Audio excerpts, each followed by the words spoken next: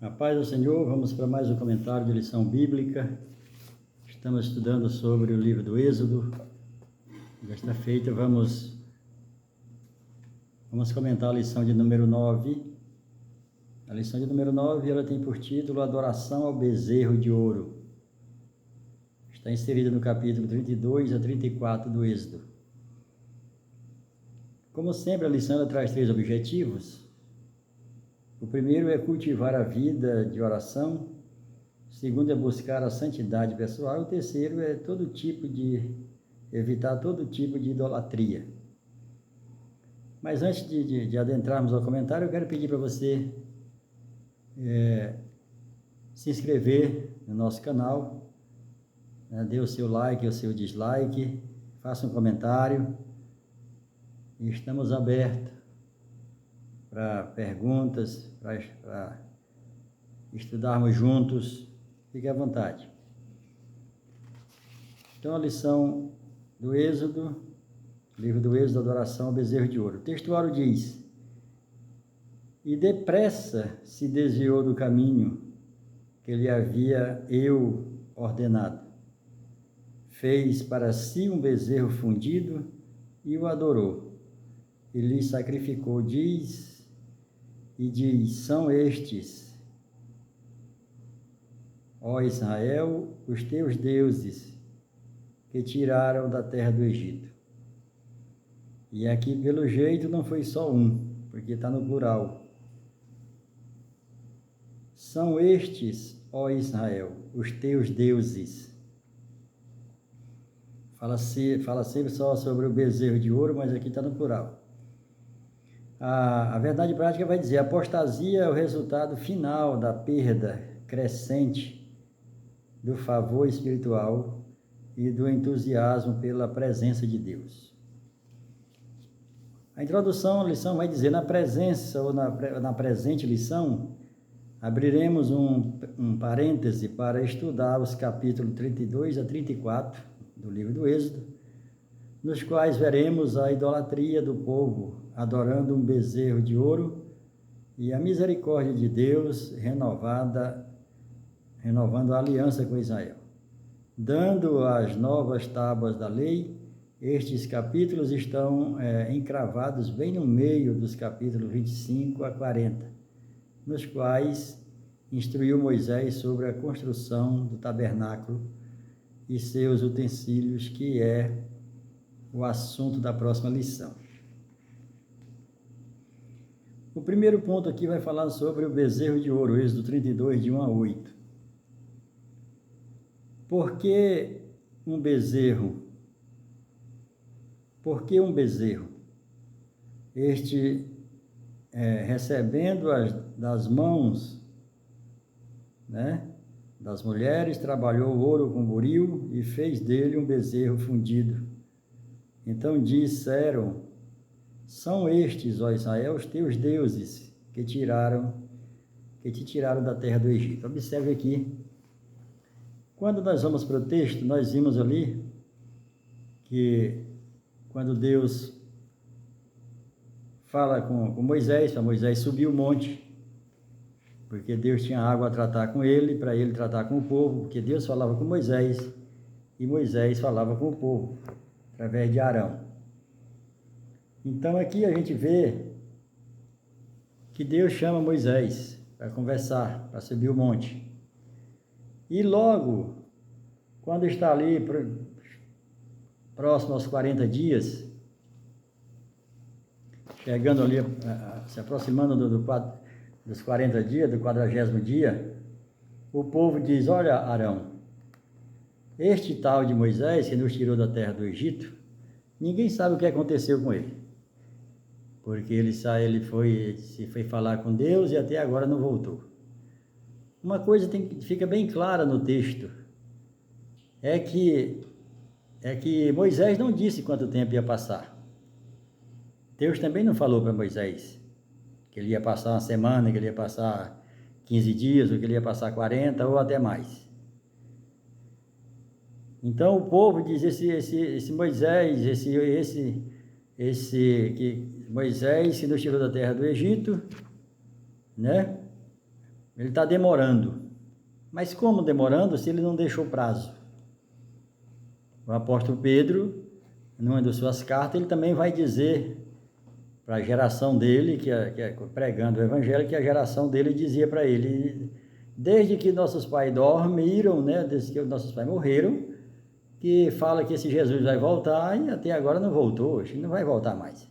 Sendo que Jesus também não deixou a data explícita. É claro que essa data está na Bíblia, mas não explícita. E não é porque ele não deixou que a pessoa não tem que continuar esperando. Por isso que ele diz, orai, vigiai, né? Esteja sempre vigilante, porque não sabeis a hora. E outra, para os crentes vencedores, para os vigilantes, ele vai vir como um ladrão. Diferente da outra vinda, que ele vai vir nas nuvens. E muita gente não está cuidando para isso. Ele vai vir para aqueles que estão vigilantes, ele vai vir como ladrão, ninguém vai ver. Agora, para aqueles que, depois que ele vier como ladrão, depois ele vai vir nas nuvens. E aqui, ele também não deixou prazo. Então, aqui nesse texto aqui, já está dizendo acerca de Moisés. Os israelitas aqui dizendo que ele está demorando, sendo que ele não marcou data de voltar. Nós temos que esperar Jesus hoje. Não veio hoje, não veio de dia, espera a noite. Não veio à noite, vamos esperar amanhã. Para amanhecer no dia, a gente começa esperando de novo. E assim até a vinda dele ou a nossa partida. Mas é constante. Pois bem. E aqui o segundo subtópico do primeiro vai dizer a decadência espiritual. Então disse o Senhor a Moisés, vai, desce, porque o teu povo que fizeste sair do Egito se corrompeu. Então aqui Deus está falando que esse povo é de Moisés. Quando Deus vê essa situação e diz, olha Moisés, o teu povo se corrompeu, desce e vai lá para esse povo lá, porque eu não vou mais tratar com esse povo não. E aí, esse povo não era de Moisés, esse povo é de Deus. Mas esse povo agora cai. Mas esse povo, ele não cai agora, ele já saiu caído do Egito. O que aconteceu no deserto ali foi só ali o ato, né? Mas na realidade ele já veio descrente, já desde que atravessou o mar. Já veio murmurando e reclamando. Então, quando você não recebe aquilo que Deus ordena, aquilo que Deus nos dá, quando se vira as costas para aquilo que Deus nos dá, você está, de certa forma, caindo, né? Saindo da presença de Deus. Assim como aconteceu com Adão. Adão não foi desconectado do espírito dele, Adão com o espírito de Deus, não foi porque só ele comeu da árvore que não podia comer, foi porque ele virou as costas para aquilo que ele podia comer. E muitas vezes a gente faz isso. Para aquilo que o Senhor nos dá, para aquilo que a gente tem, a gente não atenta, a gente não olha, a gente não agradece, a gente não... E aí fica de olho sempre naquilo que não é para nós. E é justamente essa situação. É o dar as costas para aquilo que Deus dá. O terceiro e último tópico do primeiro vai dizer desvio precipitado. E depressa se desviou do caminho que ele havia ordenado. Fez para si um bezerro fundido e o adorou. E lhe sacrificou e diz, são estes, ó Israel, os teus deuses. Como falei, aqui está no plural, não era só um, apesar da Bíblia sempre falar o bezerro, né? Mas são vários deuses. O que nós aprendemos aqui? Aprendemos que quando foi para sair do Egito, Deus dá uma ordem para que as mulheres, para que os israelitas vá aos seus vizinhos, principalmente as mulheres, pedir ouro e prata, tudo que era joia preciosa, aos seus vizinhos, pedir às mulheres dos egípcios. Eles deixaram o Egito sem ouro, sem prata, sem bronze. Eles tiraram toda a preciosidade do Egito em termos de pedra e de minério, né? De pedra e de pedra e de metal, vamos dizer assim, né? Porque ouro não é pedra, ouro não é metal, é pedra. Aliás, ouro o bronze é metal, né? A prata é metal. E o Egito ficou pobre. E esse povo saíram rico do Egito, né? E ouro não é pedra, ouro é metal. E aí, quando eles saem do Egito, observe que a riqueza sem propósito faz com que a gente se distancie de Deus. Eles saíram ricos do Egito. Saíram com seus rebanhos, que não sofreu com as maravilhas que Deus mandou, como praga para os egípcios. Para eles não pegou nada, eles não perderam nada. Então eles saíram com seus rebanhos, saíram com as suas famílias, ainda saiu carregado com toda a preciosidade do Egito, ouro, prata, bronze, mas sem propósito. Se você não tem os seus recursos, aquilo que você tem, tudo que você é e tudo que você tem, não for para colocar diante de Deus, você vai adorar, você vai virar as costas para Deus por conta disso. O segundo ponto vai dizer as consequências da idolatria. Não existe pecado neutro ou inofensivo. Pecado é uma arma, é uma armadilha para a alma. Pode, às vezes, parecer inofensivo, mas é mortal, por isso mesmo será sempre confrontado por Deus. Então, as consequências. O povo de dura cerviz. Então, Deus fala para Moisés, disse a Moisés, o Senhor, tenho visto esse povo e eis que é um povo de dura cerviz. É um povo de pescoço duro, de cangote duro, né? Não aceita ali a cabresto, não aceita a rédea, né? Não aceita o jugo. A expressão dura cerviz, em capítulo 32, verso 9, é emblemática. É repetida 6 vezes no Pentateuco, que sugere uma desobediência contumaz, uma rebeldia, usada para o animal de pescoço duro que não aceita o comando do seu dono. A geração que saiu do Egito se tornou o paradigma de povo obstinado, né? Deus terá que amassá-los no deserto e usará de medidas muito duras, né? Para disciplinar. Porque Deus disciplina os filhos, assim como um pai disciplina seu filho, Deus disciplina. Deus disciplinou aqueles que desobedeceram a Deus no deserto para ensinar a geração que ia entrar na terra prometida. O segundo tópico do segundo ponto vai dizer a disciplina de Deus. Agora, pois, deixa-me para que se acenda contra eles o meu furor e eu os consuma, e de ti farei uma nova nação, uma grande nação. Aqui Deus aqui conversa com Moisés, diz: Moisés, aquele povo é de dura cerviz, é um povo contumaz e rebelde, então eu vou exterminar ele, né? Na minha cólera, eu vou exterminar esse povo, e de ti eu vou fazer uma nova nação, uma nova geração, e essa nova geração vai herdar aquilo que eu prometi para Abraão e sua descendência. Aqui Moisés, como um pastor, Moisés aqui, com um tipo de Cristo, ele se coloca entre o povo e Deus. Ele é aqui o intercessor. Ele diz: não, Senhor. Então, sendo assim, risca também o meu nome, né, dos teus livros, porque não convém chegar na terra prometida sem esse povo que tu tirou do Egito. O que é que vão dizer? O que é que o mundo vai dizer? O que é que os pagãos vão dizer? Deus tirou o povo dele, mas não deu conta de levar para a terra prometida. E aqui Deus,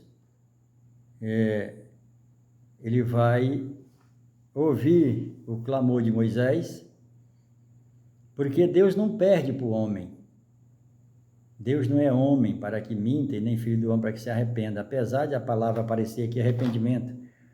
Mas essa palavra arrependimento, ela é antropofismo, né? A questão para a gente entender do que Deus está falando. E aí, aqui, Deus não perde para o homem. Como é que Moisés, como homem, como somos pecadores, como somos barro, pó, como é que nós conseguimos perdoar e Deus não? Se Moisés conseguiu perdoar e interceder pelo povo, Deus não ia ficar atrás, porque Deus não é homem, ele é infinitamente superior, ele é Deus Criador. Então ele jamais vai perder, assim como aconteceu com aquela mulher pega no ato de adultério. Lá na lei de Moisés, nos 613 prerrogativas da lei, uma das prerrogativas diz, se for pego um homem ou uma mulher em adultério, ambos serão apedrejados até a morte. Mas aí ali levaram só a mulher. Muita gente acha ali que Jesus infringiu a lei, porque não apedrejou aquela mulher.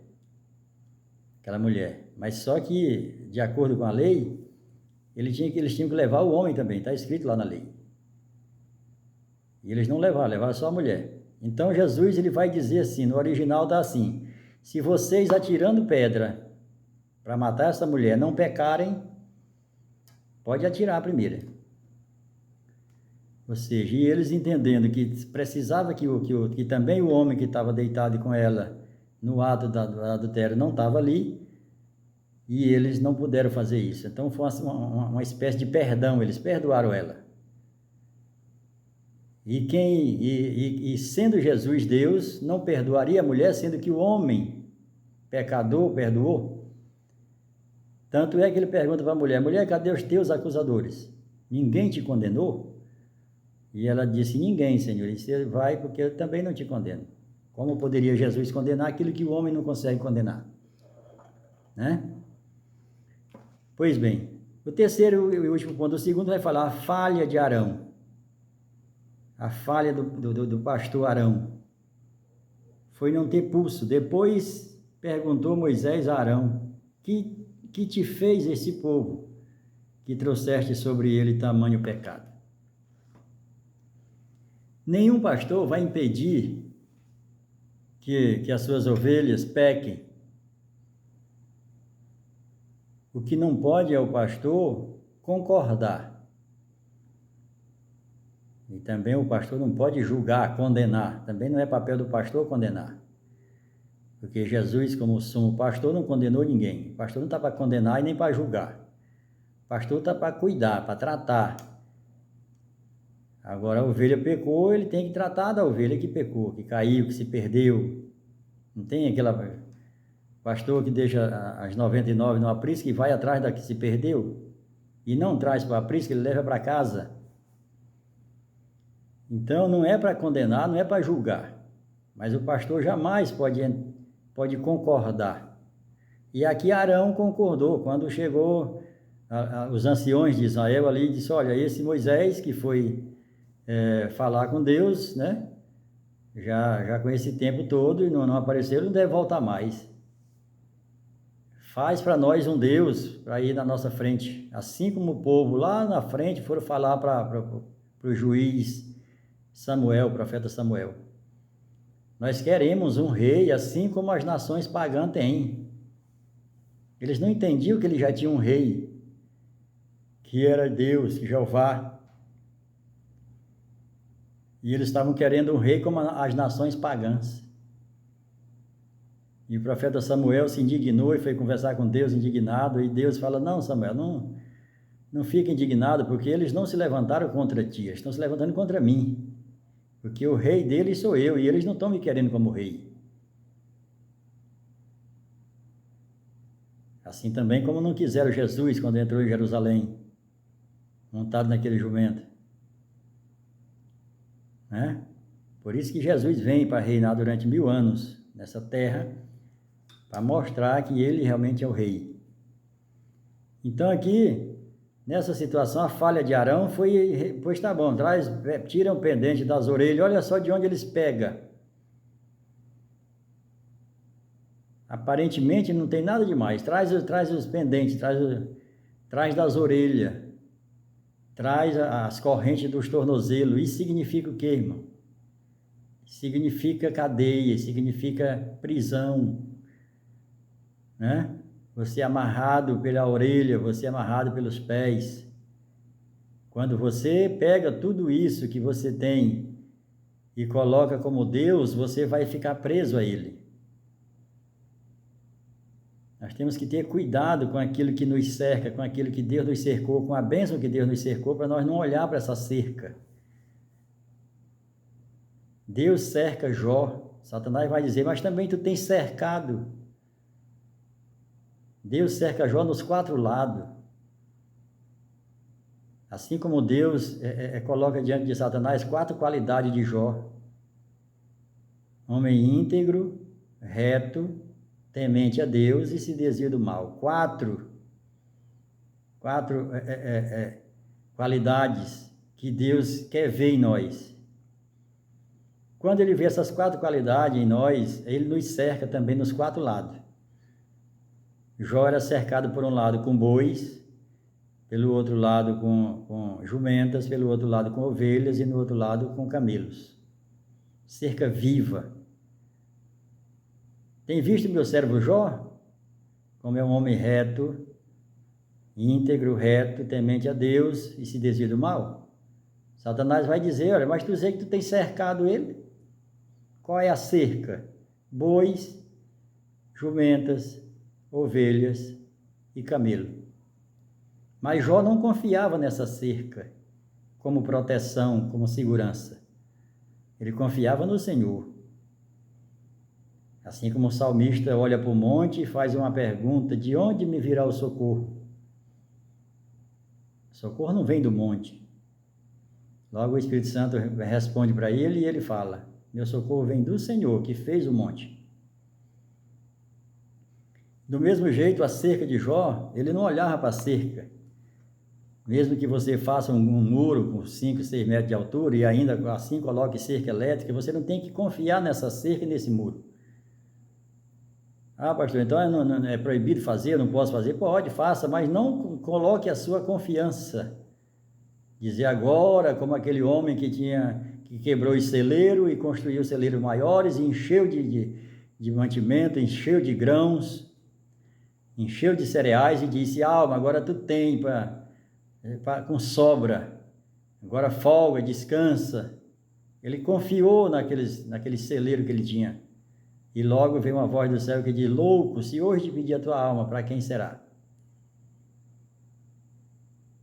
Então, por mais que o Senhor nos cerque com empresa, nos cerque com um bom emprego, com um bom salário, com uma boa família, com uma boa amizade, com saúde, essa cerca, não confie nessa cerca, no sentido de dizer, eu não preciso de Deus porque eu estou cercado, não preciso de nada, estou farto, como a igreja de Laodiceia. Na realidade, Jesus diz, tu é pobre, cego e nu. Então, nós temos que confiar no Senhor. Então, essa aqui é a falha de Arão, foi concordar. Eles poderiam até ter feito esse bezerro, mas sem a ajuda do sacerdote. E muito sacerdote, com medo de perder ovelha, com medo de perder finanças, acaba aceitando coisas terríveis das ovelhas para não desagradar, para não sendo, porque não ensina a palavra. É a palavra que cura, é a palavra que liberta. O terceiro e último ponto vai falar renovando a aliança e as tábuas da lei.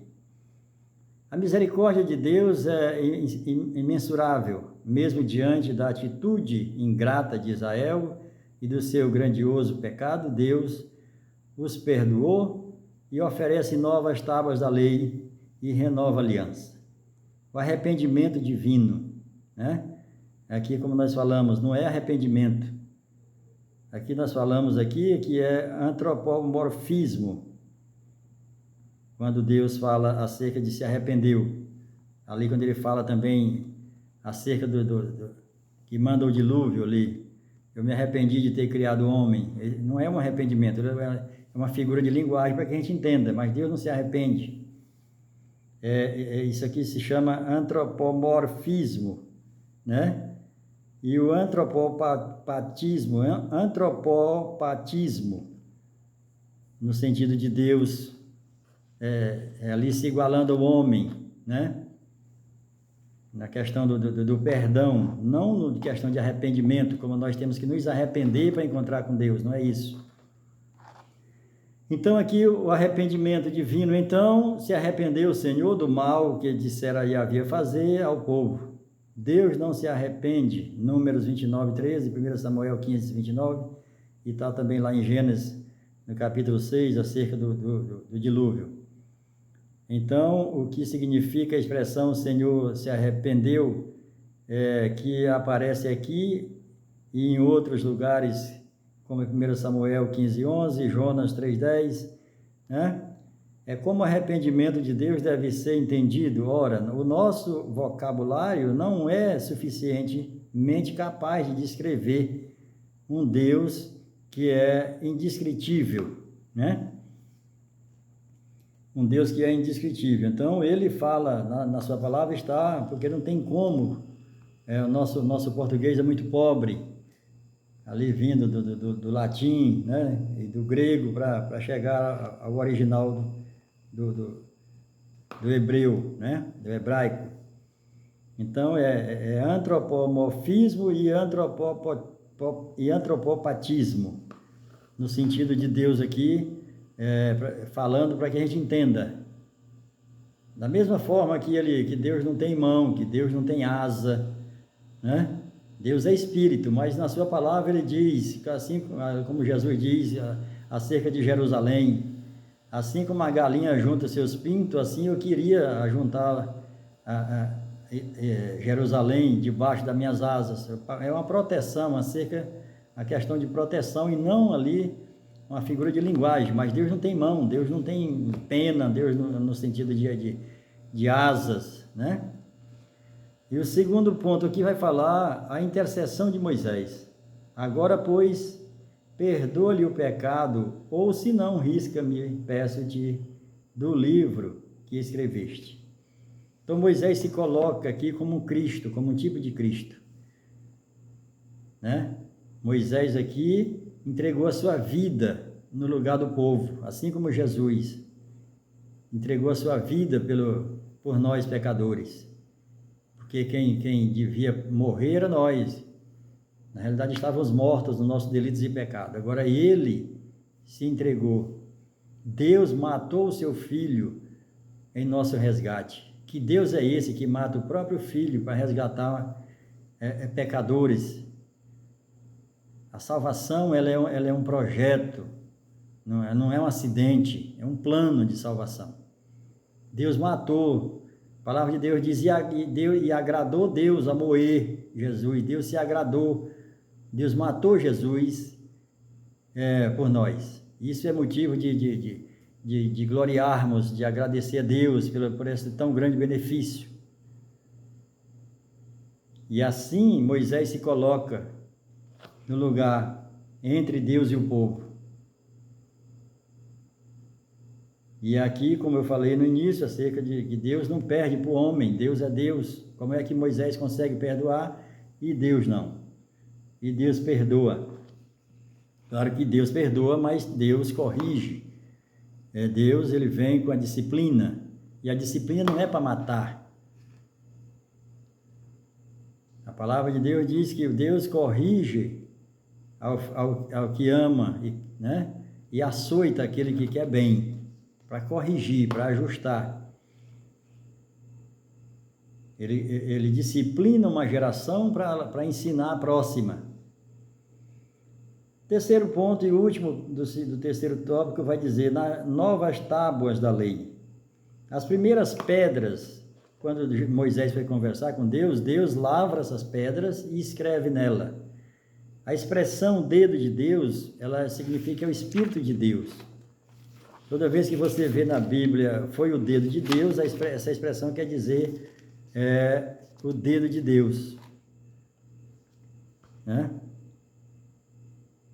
Está lá em Mateus 24, 35, quando Jesus está expulsando os demônios, e aí os fariseus, ele expulsa o demônio pelo poder de Belzebu, príncipe dos demônios.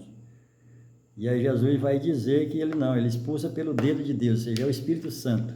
Toda vez que a Bíblia fala dedo de Deus, está falando na pessoa do Espírito Santo. Então, nesse terceiro ponto, aqui, concluindo a lição, a falha de Arão, que nós vimos aqui no segundo ponto. O terceiro ponto é que nós estamos falando sobre novas tábuas, né? Então, Deus agora diz, Moisés, agora tu sobe de novo, só que agora tu lavra as pedras, e tu vai subir com essas pedras e depois descer com ela, que eu vou escrever de novo. Ou seja, para aquele que assume, para aquele que intercede, o peso é sempre maior. Moisés agora não apenas já tinha descido com as pedras, agora ele mesmo lavra as outras pedras e ele sobe com as pedras, para depois descer com elas escrita. Escrita de um lado e de outro, ela não era escrita só de um lado, como a gente vê nas figuras, né, que as pessoas que fazem. Ela é escrita de um lado e do outro, as duas pedras, né? E a pedra representa Cristo, porque a pedra ali estava a palavra, e a palavra é Cristo. Cristo é o verbo. Então ali já é simbolizando Cristo. Então disse, eis que faço uma aliança diante de todo o seu povo. Farei maravilhas que nunca se fizeram em toda a terra, nem entre nação alguma. As novas tábuas que Deus ordena a Moisés lavrar e levar novamente à sua presença no cume do monte, é uma evidência da renovação da aliança de Deus com a nação de Israel. O fato de haver renovado a sua aliança é prova de que Deus perdoou. Deus perdoou o pecado do povo. O povo morreu. Deus matou aquele povo de 20 anos para cima, exceto Josué e Caleb. Mas o fato dele ter matado ele no deserto não significa que é o inferno. Significa que é disciplina, né? Então Deus disciplina para ensinar as gerações futuras. E é isso que Deus continua fazendo, ensinando a geração futura, e nós somos responsáveis para cuidar da nossa casa, da nossa família. Você é pastor da sua casa, você é pastor da sua família. Como é que você está? Você está aceitando tudo ou você está ensinando a sua família no caminho que é Jesus? Né? Então é isso que a palavra de Deus vem falar conosco. Que Deus abençoe a todos, uma boa aula. Que Deus abençoe a cada professor, cada aluno, pastores. Em nome de Jesus, amém.